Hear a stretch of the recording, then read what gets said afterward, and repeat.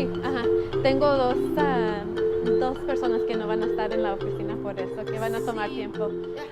So we developed a partnership with Hillcrest Elementary School. And there we were able to serve a lot of the families. Bertha was actually one of the first people that came on as a client there. And she had moved from Peru to the US. She had been here about maybe 3-4 months. And she had a plan when she got here. And then when she got here, the people that she was staying with kicked her out of her home, and she essentially became homeless with her son that was enrolled at Hillcrest. And we were able to help her with a security deposit to get into a new apartment.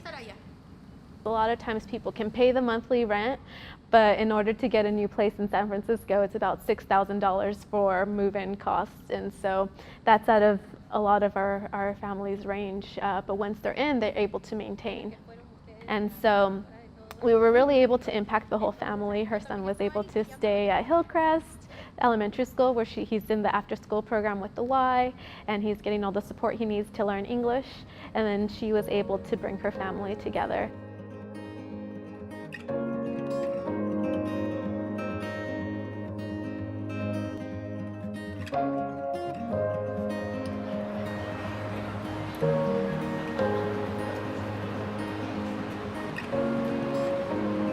The results of the resources that we were given, we were able to help over 100 households here in Potrero Hill alone. That kind of just kept everything intact, kept everything together to allow us to continue to provide the services that we have here on the Hill, to continue to promote and advocate for not only the programs that are here in the community, but for the residents that are here in the community as well. Kind of give a voice to the voiceless or the folks who are unheard in a sense, unfortunately. They started doing this here, they had Billy Goats down there. Billy Goats was mad, young man. I've seen the photos. I actually started the Service Connector program when it was a pilot at Potrero Hill, when it was 2 staff. So I've been part of it the entire way. It's been really great to see it expand to different communities.